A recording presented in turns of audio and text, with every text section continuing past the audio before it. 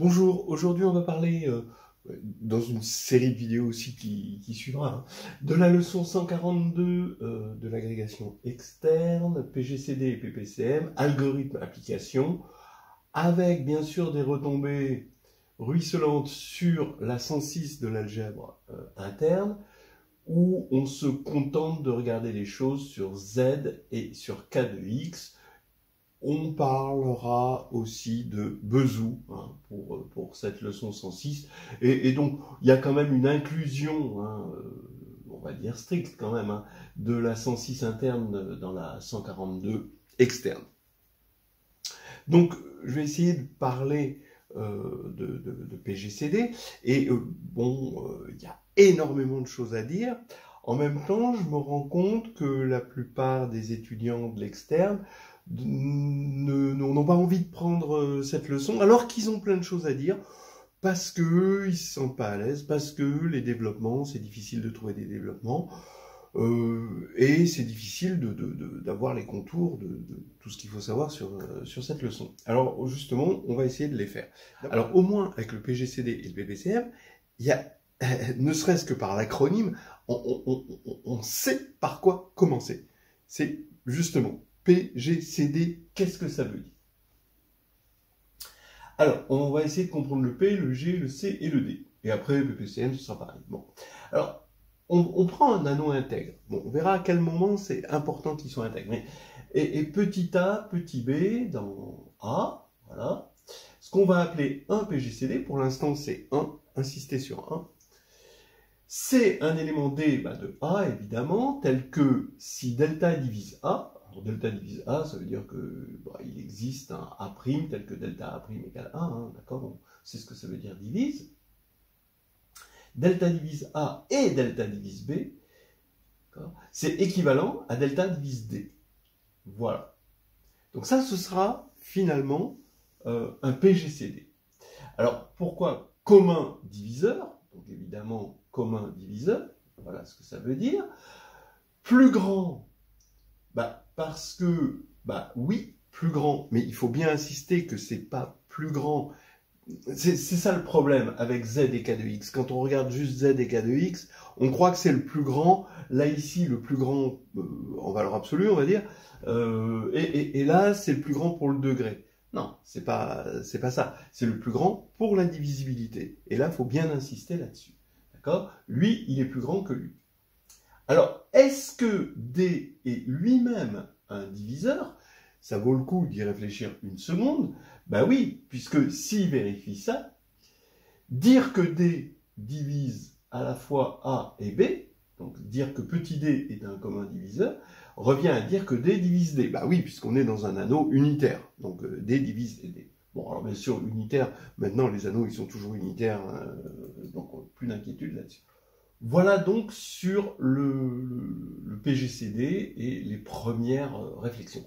Pareil pour PPCM, où là, cette fois-ci, c'est un élément petit m, tel que si A divise mu et B divise mu, alors M divise mu, oui, c'est le plus petit cette fois-ci, et commun multiple.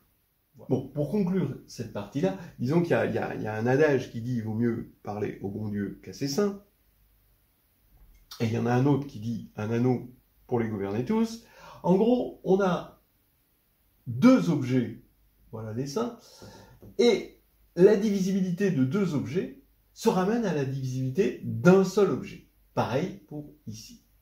Et d'ailleurs, on peut aussi généraliser ça et regarder le PGCD ou le PPCM de n nombres.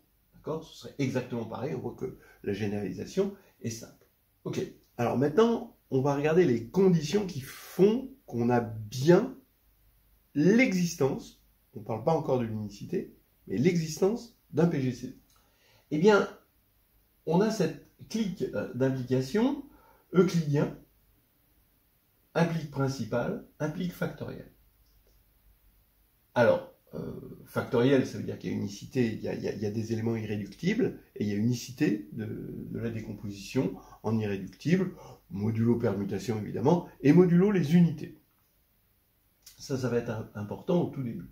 Principal, ça veut dire que tout idéal est principal, et on peut lui trouver un générateur qui n'est pas justement forcément unique, on va en parler aussi.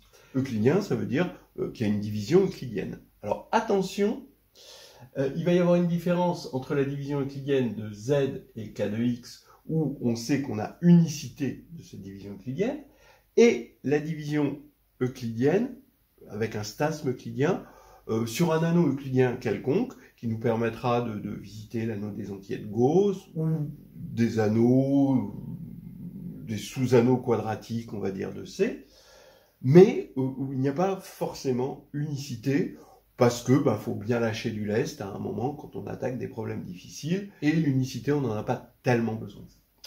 Bien, alors, tout ça va faire qu'il va exister un PGCD. Alors le cas factoriel. Alors, on a une décomposition en irréductible. Et là, donc, on a des p-évaluations quand p est irréductible, d'un élément A. Pareil pour B. Alors, modulo des unités. Alors, les unités, c'est les inversibles de A, évidemment. Et donc, D, eh bien, D, il va s'écrire un produit de P min de nu P de A, nu P de B. Donc, on prend le min des deux et on vérifie que ça marche. Et réciproquement, si on est dans un anneau factoriel et que ça marche, c'est qu'il est sous cette forme-là, mais on voit qu'il apparaît des unités. C'est-à-dire que si D est un PGCD et U un inversible, UD va faire exactement le même job. Donc là, l'unicité est un peu mise à défaut. Et pareil, ici, vous avez le max. Maintenant, on a le point de vue principal, qui est quand même un peu plus évolué, dans le sens qu'on va avoir une identité de Bezout. Mais ça, on en parlera plus tard. Alors ici, ça veut dire que je regarde l'idéal engendré par A, l'idéal engendré par B, donc c'est tous les multiples de A, et là c'est tous les multiples de B. Eh bien, comme on est dans un anneau principal, on dit que c'est un idéal principal. Donc il est engendré par un élément, mais attention, encore une fois, il n'est pas unique. Et cet élément, un élément, je vais l'appeler D, et ce sera le PGCD. Et en fait, tous les PGCD ici de cette définition sont des générateurs ici. Pourquoi ? Parce qu'on voit que D, il divise A, il divise B. Alors je vous rappelle l'adage, diviser, c'est contenir, puisque cet idéal, c'est ça plus ça, il contient cet idéal et il contient cet idéal-là, ce qui veut dire que D divise A et D divise B. Et de plus, c'est le plus grand. Oui, c'est le plus grand, parce que si on divise A et on divise B, alors forcément on divise un élément qui est sous la forme d'une somme et de UA plus VB. Et donc, puisque D est là-dedans, il est là-dedans, donc D est de la forme UA plus VB. On obtient l'identité de Bezout dont on parlera plus tard. Et donc, le diviseur commun de A et B divise forcément petit d, ce qui fait de D le plus grand diviseur commun. Pareil, on peut faire la même chose ici, sauf qu'ici on n'a pas d'identité de Bezout. À partir de là, du factoriel et du principal, on peut commencer à parler de l'unicité du PGCD. Alors ici, on voit que interviennent les unités. Là, ici aussi. Regardez, vous prenez A. Quand c'est que... Bon, j'ai parlé de générateur de cet idéal. Donc cet idéal, si l'anneau c'est A, l'idéal c'est A fois D. C'est tous les multiples de D. Donc quand c'est que AD' est égal à AD, d'accord, c'est facile de voir, parce que A est un anneau intègre, c'est là qu'on s'en sert, que D' est de la forme UD. D'abord, il est multiple de D, mais comme D est aussi multiple de D', eh bien on arrive à voir que ce multiple est forcément inversible en utilisant le fait que A est un anneau intègre. Bien. Donc, ça veut dire que le PGCD, en général, n'existe pas.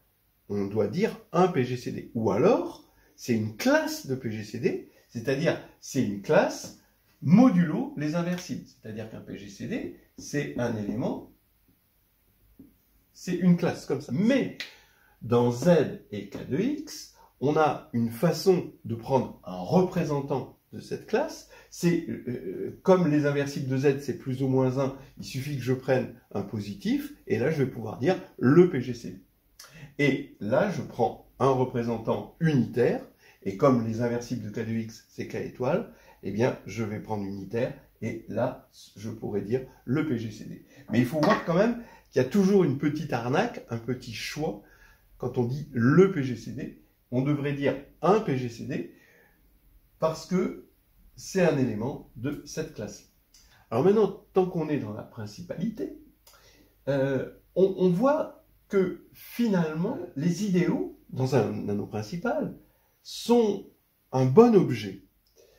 Pourquoi un bon objet? Bien, parce que le PGCD n'est rien d'autre que l'addition. On a l'habitude de l'addition. On a de l'addition, on utilise l'addition depuis notre plus tendre enfance. L'intersection, bah, c'est le PPCM. Voilà. Donc ça, c'est des objets, bon, ça on l'apprend un peu plus tard, l'intersection, mais c'est quelque chose de très naturel. Donc finalement, ça veut dire que on a défini deux opérations, mais dans le monde des idéaux, il n'y a rien de nouveau sous le soleil. C'est toujours la bonne vieille addition, la bonne vieille intersection des ensembles, et dont on connaît, par exemple, l'associativité. Vous voulez l'associativité du PGCD, bah, vous invoquez l'associativité ici de l'addition. Et pareil pour l'intersection. D'accord? Alors bien sûr, vous allez me dire dans un anneau factoriel, bon bah ok, il y a une associativité du min et du max, bon, qui est évidente. Mais en tout cas, c'est naturel. Et il y a aussi le côté unicité. C'est-à-dire que l'idéal, ici, lui, il est unique. Si le générateur, on ne peut pas dire le générateur parce que c'est pas unique, l'idéal, lui, c'est l'idéal A plus l'idéal, l'idéal engendré par A plus l'idéal engendré par B. Voilà. Et ça, c'est unique. Donc, on a une unicité. Vous voyez? En fait, plus généralement, la division n'est pas une relation d'ordre. Parce que elle n'est pas antisymétrique. Si A divise B et B divise A, ça ne veut pas dire que A égale B. Ça veut dire que A égale B modulo les unités dans un anneau intègre. Donc, c'est embêtant. Alors que l'idéal, c'est un objet muni de l'inclusion, avec cet adage diviser, c'est contenir. Eh bien, contenir pour les idéaux, c'est diviser pour les nombres. Eh bien, vous voyez bien qu'on a un bon objet, en quelque sorte. Parce que l'inclusion, elle, c'est une relation d'ordre. Si grand A est inclus dans grand B et grand B est inclus dans grand A, ben, ça fait A égale B. Voilà. Bon, on peut voir avec ça qu'il y a une commutation avec la multiplication et la division, c'est-à-dire le PGCD de alpha A, alpha B est égal à alpha fois le PGCD de AB. Bon, et pareil, si on divise par D un diviseur commun, bon, tout ça découle très rapidement hein, de la principalité. Maintenant, on a parlé des anneaux factoriels, des anneaux principaux vis-à-vis du PGCD. L'euclidien, il apporte un petit plus quand même. En théorie, il n'apporte pas grand-chose, mais on arrive toujours à se débrouiller sans l'euclidien. Mais bon, d'abord, c'est très souvent que les anneaux principaux qu'on a sont euclidiens, donc autant l'inclure là-dedans, mais en plus, l'euclidien nous fournit des algorithmes. Et là, ça va être important pour la leçon 142. Il nous fournit en quelque sorte un cadre pratique. Par exemple, même le côté unitaire, parce qu'on a toujours besoin des unités, c'est très souvent qu'on va, dans un anneau euclidien, caractériser les unités comme étant des éléments de stasme minimal. Hein, euclidien, ça veut dire qu'on a un stasme euclidien, donc qu'on peut rapporter l'anneau A à l'ensemble des naturels, comme le degré qui nous ramène à l'ensemble des naturels pour un polynôme, comme la valeur absolue dans Z qui nous ramène à l'ensemble des naturels, et ce qu'on aime dans l'ensemble des naturels, d'abord on le connaît bien, mais c'est que toute partie non vide est minorée. Voilà. Et ça, on s'en sert à foison. Voilà ce que je voulais dire. Maintenant, un petit exercice et un contre-exemple. L'exercice, on prend C, une matrice diagonale par bloc avec des blocs A et B. Bon, alors ces blocs-là sont des matrices à coefficients dans un corps. Et donc, on a le polynôme minimal qui est bien défini, et il faut montrer que le PPCM du polynôme minimal de A et du polynôme minimal de B divise le polynôme minimal de C. Voilà un petit exercice que peut poser un jury. Bon, en fait, on a l'égalité, mais disons que cette divisibilité ici est pertinente par rapport à la leçon. Ben oui, vous voyez ceci là, ça nous rappelle ceci, voilà le PPCM qui divise. Ça veut dire qu'il suffit de montrer que lui divise lui et lui divise lui. C'est-à-dire quoi? Ça veut dire qu'il faut montrer que mu A divise mu C et mu B divise mu C. Ça veut dire qu'il suffit de montrer que mu C annule A et mu C annule B. Ben oui, puisque mu C annule C, ben oui, il annule A et il annule B. Donc voilà, hein, en gros l'exercice est pas difficile. Un petit contre-exemple que j'aime beaucoup, très instructif, sur la non-existence des anneaux qui ne sont pas APGCD, et le lien avec ce que j'appelle le trou dans la raquette.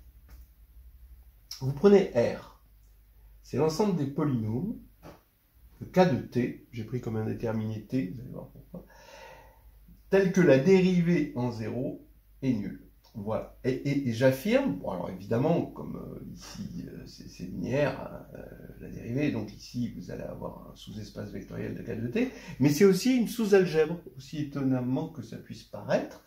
Oui, vous voyez, en fait ça veut dire simplement que ces polynômes-là, c'est assez stable par la multiplication, ces polynômes-là sont des polynômes qui ont un coefficient 0 en T. Voilà. Bon. Eh bien, c'est le trou dans la raquette. Et ce trou dans la raquette est typique d'un objet qui ne va pas être factoriel en quelque sorte. Regardez, vous avez comme base de R, en tant qu'espace vectoriel, 1, T2, T3, Tn, etc. Donc finalement, tout ce qu'il faut pour faire un polynôme, sauf qu'il y a un trou, et c'est T. Bon, trou dans la raquette. Alors, effectivement, vous allez voir que il n'existe pas de PGCD à T5 et T6. Ben oui, parce qu'il faudrait diviser T5. Mais T4, bon, d'abord, T5 divise T5. Mais là, cette fois-ci, T5 ne divise pas T6, parce que T6 sur T5, ça fait T. Et T, il n'est pas dans le répertoire. Ok. Donc, T5, ce n'est pas T5 ici. Ce n'est pas T4, parce que T4 ne divise pas T5. Alors, T2, par contre, va diviser T5 et T6, puisque le quotient, ça fait respectivement T3 et T4, qui font partie du catalogue. T3 aussi, puisque le quotient, ça fait T2 et T3, qui font partie du catalogue. Donc, T2 et T3 sont deux diviseurs, mais ce sont deux diviseurs incomparables, parce que T2 ne divise pas T3, pour la même raison, que T n'est pas dans le catalogue. Voilà, donc ça c'est un joli exemple où on n'a pas de PGCD. Alors vous allez me dire, s'il n'y a pas de PGCD, c'est que c'est pas factoriel. Effectivement. Et là, on fait un petit détour qui n'a rien à voir avec la leçon, mais quand même qui est instructif. Regardez, vous prenez T6. Ben, il se décompose en T3 fois T3. Et c'est clair que T3 est irréductible. Essayez de le réduire, vous n'y arriverez pas. Pas dans R en tout cas. Voilà. Donc vous avez T3 fois T3. Et T, c'est égal aussi à T2 fois T2 fois T2. Bon, ben, T2 est irréductible aussi. Donc vous avez deux décompositions vraiment distinctes, non équivalentes, en irréductible. Et donc ce n'est pas factoriel. Alors, ceci est lié encore à quelque chose qui n'est pas dans la leçon, mais tant qu'on y est, je ne peux pas m'empêcher de vous en parler, c'est que R, en fait, c'est le quotient de K de xy par l'idéal engendré par x3 moins y2. Effectivement, à x, vous associez dans R T2, et y, vous associez dans R T3, d'accord? Ça vous fait, par propriété universelle des anneaux de polynômes, un morphisme, et c'est pas difficile de voir que le noyau de ce morphisme, c'est exactement, bon déjà que x3 moins y2 est dans le noyau, d'accord, évidemment, puisque ça va faire T6 moins T6, ça va faire 0 d'image. Donc ça, c'est dans le noyau, et que le noyau, ça va être exactement, grâce à une pseudo-division euclidienne, ça va être exactement, par un polynôme unitaire, en x par exemple, ça va être, le noyau va être exactement ça. Bien. Eh bien, on voit l'absence de factorialité et l'absence de PGCD par, ici ça veut dire que c'est l'anneau des fonctions régulières sur la courbe, hein, x3 moins y2 égale 0. Voilà. Bon. Donc, ça veut dire, cet isomorphisme veut simplement dire que cette courbe-là est paramétrée par x égale t2, y égale t3.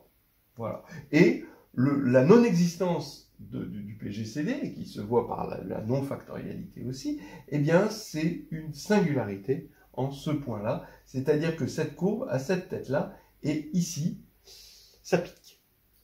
Bon, donc ça, cette partie-là, vous pouvez l'oublier, mais je sais que vous l'oublierez jamais, maintenant que vous l'avez vu, ça devrait normalement être imprimé dans le cortex. C'est trop fort. Mais ça, eh bien, disons qu'on a jeté les premières bases, et on va regarder maintenant Bezout et ce qu'il nous apporte. On va décliner l'identité de Bezout, qui a été amenée ici, dans le cadre principal, mais attention, pas dans le cadre factoriel, ça c'est important.